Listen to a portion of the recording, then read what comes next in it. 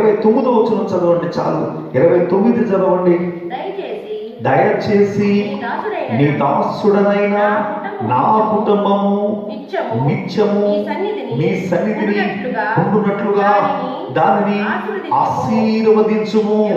యెహోవా నా ప్రభువా, నీవు సెలవిచ్చి ఉన్నావు. నీ ఆశీర్వాదము నుండి నా కుటుంబము నిత్యము ఆశీర్వదించబడును గాక. స్తోత్రం చేద్దామా? అని చెప్పడం దేవుడిద్దామండి. హల్లెలూయా, హల్లెలూయా. రాయబడిన మాట, ఇక్కడ రాయబడిన మాట చూడండి పిల్లరా.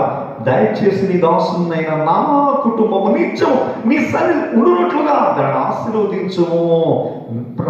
యెహోవా నా ప్రభువా, నువ్వు సెలవిచ్చి. దేవునికి స్తోత్రం కలుగును. ఏంటి ఎక్కడ ఉండాలంటే కుటుంబం? సినిమాలోనా, ఇల్లులమట, ఇంట్లోనా? నువ్వు ఎక్కడ ఉంటావు? నీ కుటుంబం ఎక్కడ ఉండాలి? పిల్లలేనండి, మరి మనం కోరుకున్న మేలేనిది ఏది? లోకంలో ఉండడం పిల్లలు లోకంలో ఉండడం మేలా? దేవుని సన్నిధిలో ఉండటం మేలు.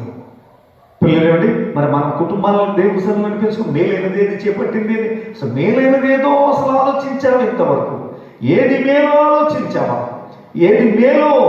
ఆయన ఆరాధించటం మేలు, ఆయన స్తుతించటం మేలు, ఆయన సన్నిధికి రావటం మేలు. అందుకే దావీదు మహారాజు గారు ఒక మాట అంటాడు, యెహోవా మందిరంలోకి వెళ్ళి మన జనులు నాతో అన్నప్పుడు నేను సంతోషించి. దేవునికి స్తోత్రం.